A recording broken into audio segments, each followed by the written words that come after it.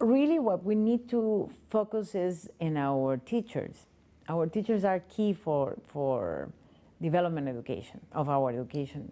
Why? Because our teachers should be prepared to the new technologies, to the new trends in education. And of course we have to bring new teachers into school to provide the new things that are coming in, you know. So at this moment we focus in improving their salaries. We're improving really their salaries, but also we want to increase their ability to be in class. So teachers are being paid more, but how is Peru improving the quality of the teaching? Peru is still behind in education, and we have to evaluate teachers and students, both, to see the progress of our interventions. So the evaluation will keep on that. We will provide good evaluation. It doesn't mean that we are going to fire them immediately. What we have is to provide an evaluation that can bring these educators to upper levels. Even by regional standards, Peru is still behind its neighbouring countries. Does it need to invest more in terms of GDP to make that leap forward? I think it's the quality of the investment. As a matter of fact, when you measure how much you invest in terms of GDP, I think it's not a very good measure. You can invest a lot and have very bad education. So it's the quality of where you invest, the focus of the kind of education you have. I mentioned the education that we have. A lot of our money goes to teachers. As a matter of fact, that's where we put the money.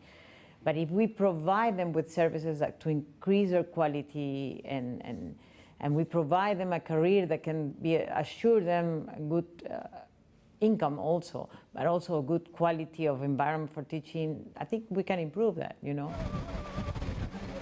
Peru's geography is also a challenge. Improving infrastructure is making it easier to get education and educators to remote areas, but it's a slow process. This is the San Cristobal Primary School in a village in Peru's northern Amazon region of Loreto. Students ranging in age from 5 to 14 learn in the same classroom, which raises obvious concerns about standards. Nowadays, even the smallest communities in the Peruvian Amazon can count on having a primary school. What's more, the children here benefit from a state-backed program called intercultural education, which means they can learn in both their native language and Spanish. Despite these efforts, the learning gaps between children in remote rural areas and those living in the cities are still huge. Overcoming those gaps will perhaps be Peru's biggest challenge in improving its education. Yeah, that's why we have to focus on rural areas. And the focus on rural areas also has to bring education that's adapted also to the reality. For example, bilingual education. Rural education has to include abilities for work in their community. If you take a child out of to go to school, their family will say, how can I provide resources for myself? They have very little resources. So we can bring the students and their family to a program that can combine both things. So the family can assess a value of sending their child, their little girl, their little boy to school, because their future income will increase. While accommodating a wide range of traditional lifestyles, Peru must also ensure that it can compete in a rapidly changing world. Can it do enough to catch up?